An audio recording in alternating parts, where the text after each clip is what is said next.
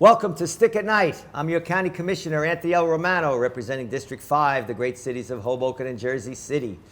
With me here today is two people that are doing a fantastic job at what they do, and they'll be explaining that to you. One I just got to know, and he's an amazing man. One is sort of a homecoming for me. I considered him my little brother. Going back many years as a police officer, he was one of the most smartest, loyal, and caring police officers that I ever worked with. So I'm going to start off by introducing Kevin Donaldson. Kevin, tell us your title and the name of the company. Well, there's two separate things that we're here to talk about today. Number one is the Suffering Podcast, which I'm the creator and co-host of, and the other is our nonprofit, the Dented Development Project, which I'm currently the president of. And radio number 155. Also, as I introduced Mike Depalma, as I said, as a police officer. He served in our Operation Iraqi Freedom. Yes. Bravely, I might add, and he came back twice, and he went through a lot. My dear friend, my little brother, Mike Depalma. It's good to see you. It's an honor to be here. I actually went on to this podcast that he's going to speak about, and we became really close. It was very good for me, speaking about some of the things I went through, and they asked me to be part of the team. So right now I'm doing the charity portion of it, and we're trying to get a lot of people involved to, help our cause and basically let people know that they're not alone for. Well, I know when you mentioned it to me, I knew right off the hop that it'd be something good because of the character that you are. And then meeting Kevin and Mike, Kevin will get to before we end the show, was really a pleasure. You can get a sense of people that are doing something to help others. Okay, Mike or Kevin, start us off. Tell us about what we're doing, the two different operations and what we got. So you have three police officers who are now retired. The Suffering Podcast, the genesis of it is I went through a critical incident, as did our partner who's not here, Mike Falaise. And we wish him well. He just wanted to go surgery. He's Mike, convalescing. You're in our prayers out there, Mike. Get better, and you're part of us. So while he's convalescing, I'm gonna build his ego up a little bit and say he came in on episode 9, and on episode 9 of the podcast, it was kind of a turning point for us because we were having limited success, a little bit of local traffic coming in and there. But then Mike came on, and Mike seemed to awaken the podcast, and he told this great story. And I've known Mike for 30 years on and off. We became real close after his critical incident. He was involved in a shooting. He's a retired Lyndhurst police lieutenant. I was on in Roseland, and so we had that common bond. We were both involved in shootings, which prematurely ended our careers. Now, Mike, give us your background. So where were you a police officer? Where'd you grow up? I grew up in Atlantic City area, and I moved up here after college. I became a police officer in Roseland in 2001, shortly before 9/11, and I loved it. It was, instead of just finding a job, I now found a calling, and it made me fulfilled. And it wasn't bad guys being locked up. It was the people who I helped. It was the faces of the children when they come up and they see you in uniform and you help out their grandparents or their mothers and fathers in medical calls. That's what gave me a lot of joy.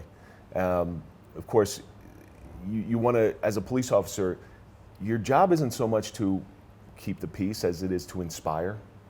And that's what I always chose to do, is to inspire people. Yes, there are times that we had to do some really not nice things, and which was the reason my career was cut short. And one day I went to work, and then the next day I didn't, and I never went back. How long have you been doing the Suffering Podcast? The Suffering Podcast started in December. The concept goes back a long ways, because after my shooting, I went through some really bad times. I coped in some very unhealthy ways. My wife, Tricia, she should be put up for sainthood, because she dealt with me in the worst of the worst. I had no unbelievable startle response. I went from 0 to 100 in the blink of an eye. And people who have gone through similar incidents have very similar circumstances and symptoms as I did. So once I started coming out of things, I realized that I was in a position to pay it forward. I was doing my penance. I believe everybody needs to do their penance, or otherwise you're truly not going to heal. And when I started helping other people, either through the Now, when you pension say system. when you're helping other people through the podcast, is there a follow-up where people come to you and you have a counseling service or you refer them? In the beginning, the podcast wasn't a podcast yet. What it was a bunch of people getting together and going through in a place where we felt normal and protected with each other, and then we let out our feelings, which as police officers and type A personalities is a very, very difficult thing to do, is to let out your feelings. What we used to do, quiet practice. Quiet practice. Well, Mike fits into our schematics so perfectly.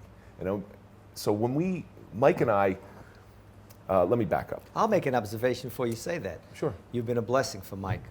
Mike's been a blessing to us. Both ways. But a good addition. Whatever we've done good for him, he has paid back tenfold to us.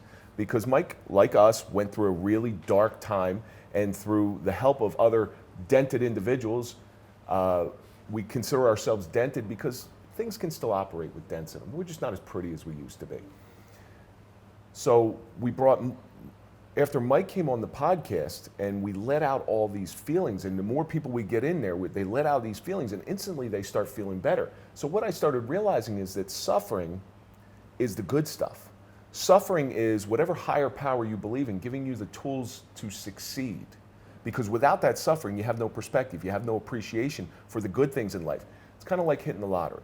How many lottery winners do you know that or have you heard that are broke after the first year? They spend all of their money, they go hog wild because they never had to suffer in order to get there. Versus somebody like a depression baby. Depression babies hold on, they squeeze a quarter till the eagle screams because they know what it's like to have nothing. My father was the opposite. Oh, really? He was afraid to say so, and after the war and all, and he just, my father couldn't, he coped with, there was a period where he had the alcohol bump.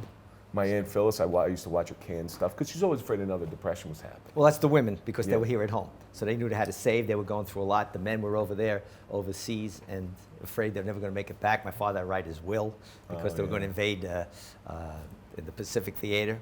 And, it was a scary time for those guys going over there. They were 18-year-old kids, and anybody who goes to war, my hat's off to them. Because they're going over there fighting for something. But at least they had the backing and support of the public, those poor Vietnamese veterans who I'm very involved with, neglected.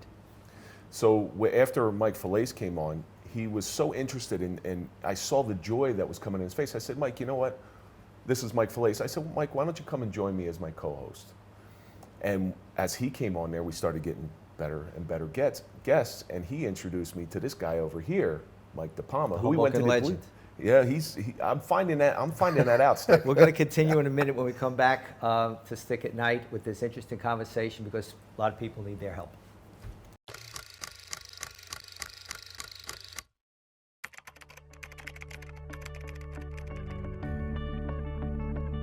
We have to be able to police ourselves because we don't want anybody to tarnish our badge. When internal affairs complaints are not handled properly, the public may believe that most officers commit crimes, when in fact that's not true. Most officers are professional. Most officers do not commit crimes. If complaints aren't taken properly and the community that we serve doesn't have a trust in the police department, I mean, there has to be legitimacy.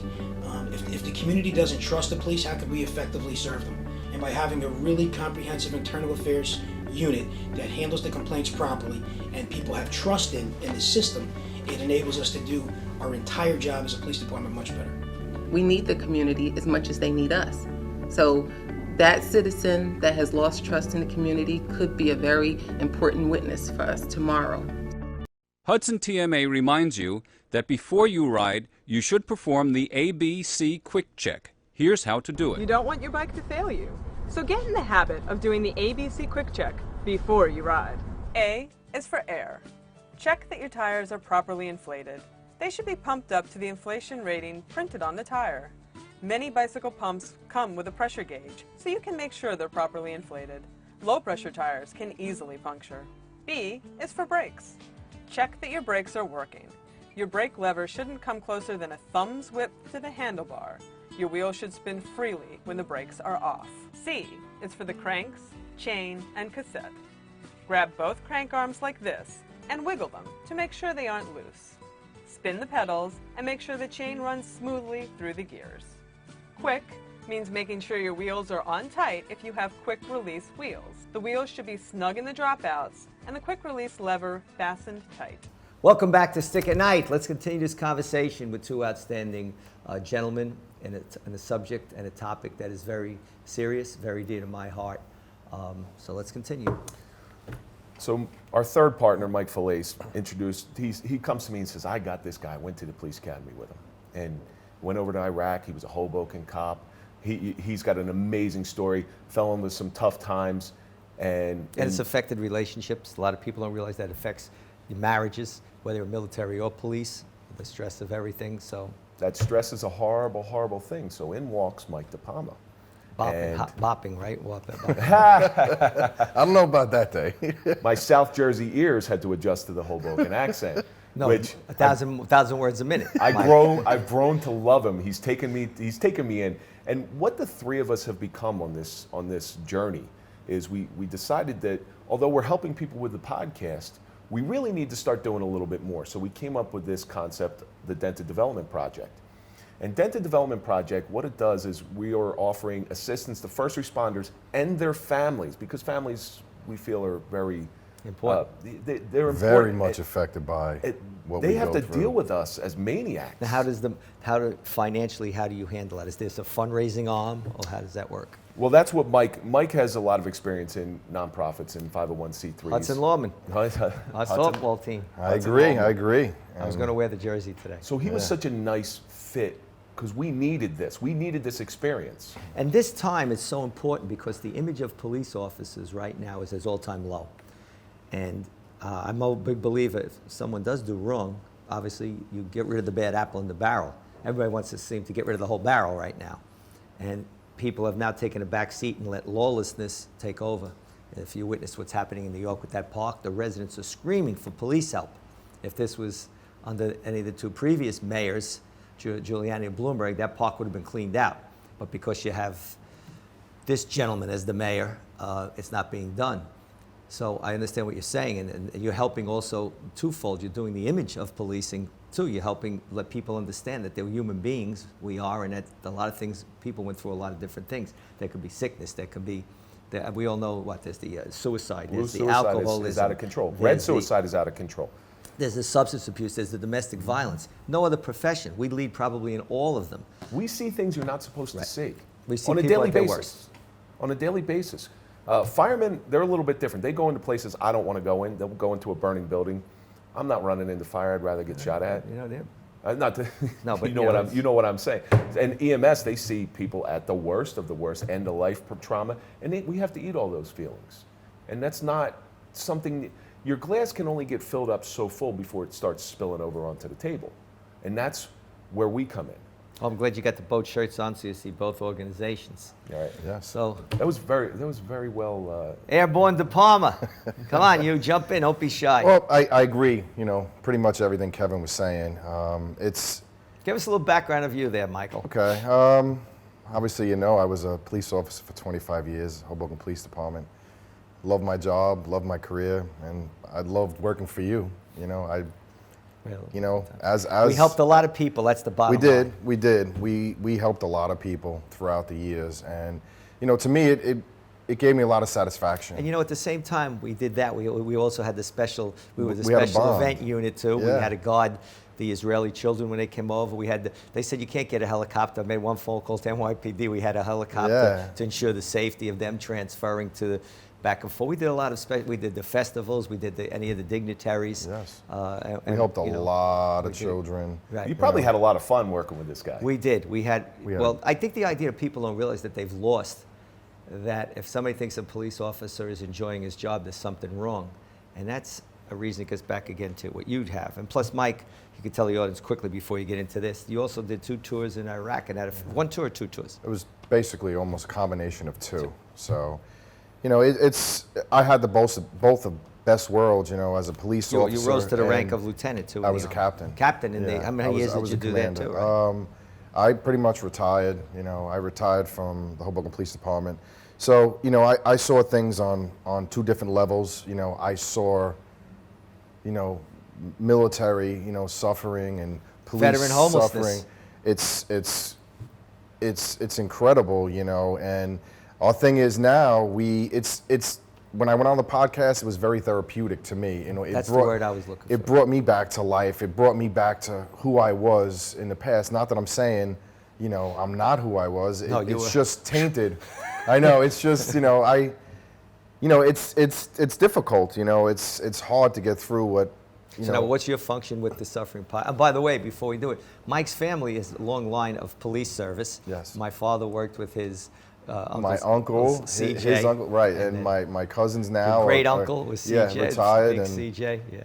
You know, now we have a young Hetzel, and he's actually department is he on? Washington D.C. He's a park Wow. ranger, so he's starting to see what we went through, and you know, it's.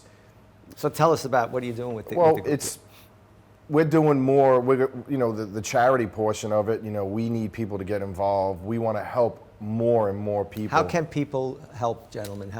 Is there a website that you can, you know, Yes. tell us, Mike, I mean, the well, website. this is my Hudson County accent's going to come out, so he's going to translate. He's in tune with me right now. My mind, my heart, my soul. So he runs 1,000 miles a minute. Kevin says, "Okay, go get this," and I could do it. You know what I mean? He's like an attack dog. You go here, go here, and he gets it, and he produces. And it's an amazing thing because when he first came in, and I first met him for the first time, it was a little bit of chaotic in his life. And since then, Mike, from getting all this stuff out and having a purpose, he has really focused his.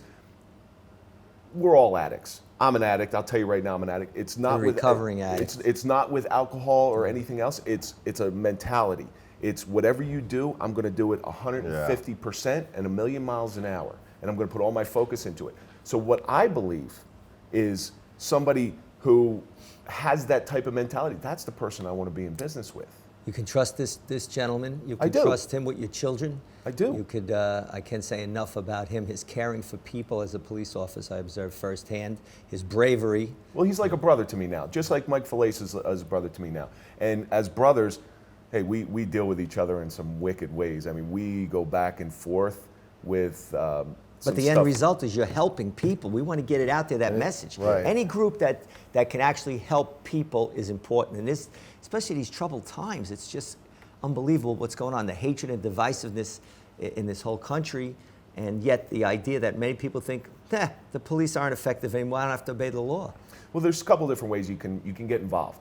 Is you can go to denteddevelopmentproject.com, or you can even go to thesufferingpodcast.com, and there's links to both sites in there. There's places where we give you the opportunity to get involved, to go out and be a part of something that's bigger than yourself. It's not only right. He's right. It's not only the police officers. Me, Right. I know. Hold on one firsthand. second, Mike. When we come back from commercial, interesting subject. Hudson TMA reminds you that a bicycle is considered a vehicle. When you ride a bike, you must obey the rules of the road. Ride single file in the same direction as traffic. Obey traffic signs and signals. Signal your turns and look behind you before you turn. And always stay alert. Voting by mail has never been easier. Just follow these steps to ensure your vote will be counted. Open your envelope. You will find your certificate, return envelope, and official ballot. When casting your ballot, use only a pencil, black, or blue ink, not red. Completely fill in the oval to the right of each selection. When writing in, do not repeat a name printed on the ballot. If torn or damaged, your vote will not be counted. Fold your ballot and place it in the pocket of the certificate before sealing it with the adhesive strip. Do not detach the strip and paper from the certificate. Fill out the required information on the certificate and don't forget to sign. If you are not mailing or delivering your ballot in person, make sure both you and the bearer of the ballot sign your name and address on the certificate and return envelope. After that, just place it in the mailbox and your vote will be counted. For more information, you can visit our website at www.hudsoncountyclerk.org or www.hudsoncountyNJ.org. Hudson TMA reminds you that a bicycle is considered a vehicle. When you ride a bike, you must obey the rules of the road. Ride single file in the same direction as traffic. Obey traffic signs and signals. Signal your turns and look behind you before you turn, and always stay alert.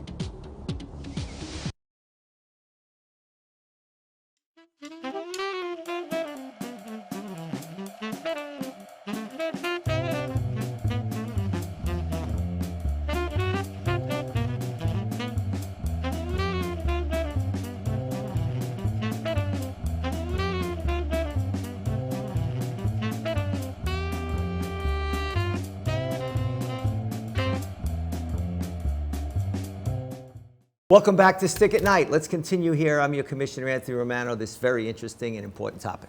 I was just going to speak about, what I'm passionate about. Of course, it's helping other police officers, that, have been through critical incidents or have experienced things that we all have experienced, Also the firemen and the Oh, EMS right, correct. That's So another part. this is, again, he's my right So hand, there's my another left hand component. man right There's now. different components. Yes, Right. yes. But my focus is, the other people involved in our lives, the significant others, the children.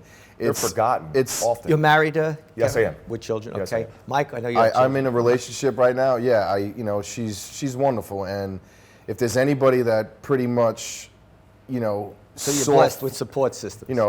my post-traumatic stress disorder, which is getting so much better because I'm getting back to who I was, and they experience things 10 times more than we do because they don't understand. I just spoke at our first Hudson County Police Academy graduation, and my ending remarks were towards the families in the audience. Yes, this was a long period, this 6 months, and may have suffered, but this is nothing for what's yet to come. Well, also yeah. remember, Mike's children and my children are the same. My son Patrick, my son Jimmy, they don't really remember me much as a police officer. And the good things that I did do, as I'm sure Mike's children are very, very similar. So now it's time for me to build my next mountain and show them what you can achieve working hard by helping others. So this is a way for me to show my children that your old man's a good man. Well, I was fortunate. Being a young single dad, they were like all uncles to my son.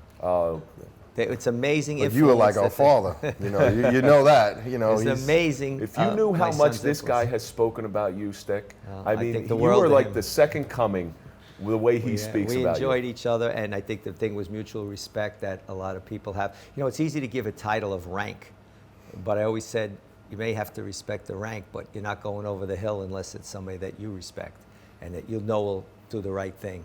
And we've seen some supervisors just like to write up people for no reason, and that only adds to the detriment of as I say, at West Point they taught us unit at the Command and Leadership Program, which was a fantastic program.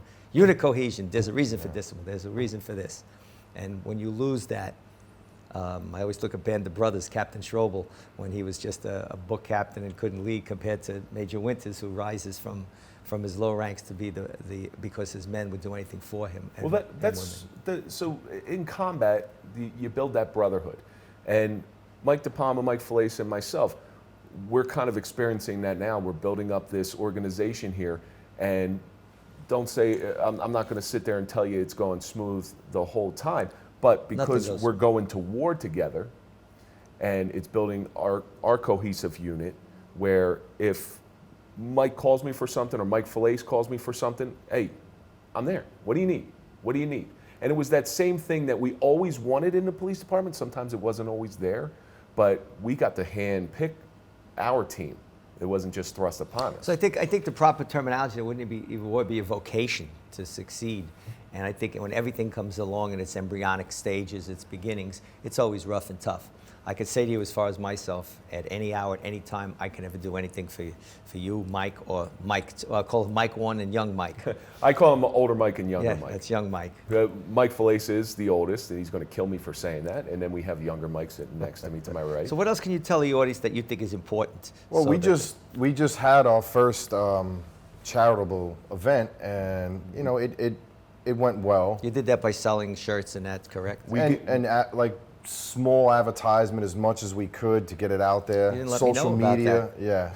yeah. I mean, we were able to give away a $1,000 scholarship to a very deserving young man. We put out a very basic criteria. It's to the children of first responders. Tell us what first responders mean to you in this current society.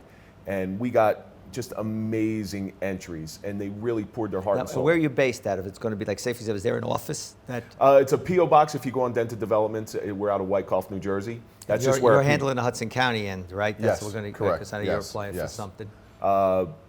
So with this scholarship was given to a gentleman named Vincent DePinto. He's a 16-year-old young man with special needs.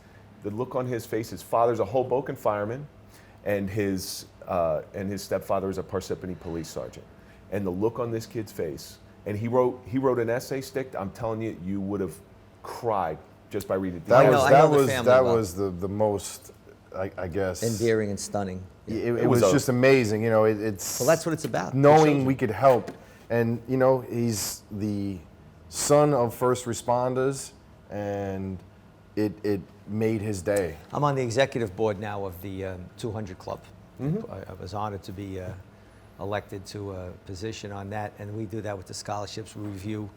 So you know, if you have any children, as long as it's an incident that happened in Hudson County, you know, let me know too. There's always different avenues of ways to help children at the Freeholder Board. Mike's going to do a letter. We're also going to be sponsoring a donation. Yes. And Wow, you know, Stick, that's you're- dynamite. Well, he's captain to me. Okay. From the bottom of my heart, I appreciate your support, and I appreciate you bringing us. Yeah, onto this the show. is we again, it's another form But of I got a also face therapy. made for radio, Stick. He This does. is why I sit behind a. No, you're fine. Because you're it is. fine here. You're fine here, Imus. Well, listen, I am better looking. No, but the point is, though, it's even for my own way, it's a therapy too, because of release. You know, you go through some health issues, and it's ironic. I was 22 when we got involved in a shootout right on Washington Street. And I remember the guys had been shooting. They tried to kill 2 police officers earlier today, his friend's father and another police officer. And they shot into the car, but the bullets didn't make it through. They were only 38s. And later on, they were looking in the area, and they were looking for two guys. And we passed them. I was with a young captain who took me with him. I said, Cap, they don't have the same outfits. What happened? They had changed. They had put it in a brown bag, and they followed us and started shooting at us. But there was no counseling. And, you know, so it's funny. But go ahead, wrap it up, you guys. This is on you. It's an honor to be here, and we're really, really looking forward to this. I'm very, very passionate about it. Is there a phone number, Mike, you can give the audience or anything? So you can find us on. You can find our podcast on Apple Podcasts, Google Podcasts, Spotify, or any other major podcast platform. Go to sufferingpodcast.com or go to denteddevelopmentproject.com. Let's get involved, because these people, they spend. Do you their reach lives. out to the Police Chiefs Association? I can hook you up there too. We have. This is what we're here. You know, yeah. we want to try. You have a great president out of East Newark now. We understand that. You got Bayonne, all young chiefs too. That would Right, be right. You know, really good guys. I mean, Well, they understand that made me an stigma. honorary member. Our job now is to change that stigma. Mental health is part of this first responder process. And we have Well, you this- have that one that it's always in Cop magazine. The lady who does the 9/11, forget what her title Right. is, with regards to suicide. You can call her. We have on 24-hour. our board. We have a state psychiatrist. It's great. So I mean, we Dr. have Eugene Stefanelli. We're starting to we're He's very well starting known. to Yes. you know, build that. Dr. Eugene Stefanelli saved my life after my incident. God bless, Mike. Yes. I'm your county commissioner. We're going to have another program with these 2 interesting gentlemen. Great cause. Let's support them. I'm your Commissioner Anthony L. Romano. Good night.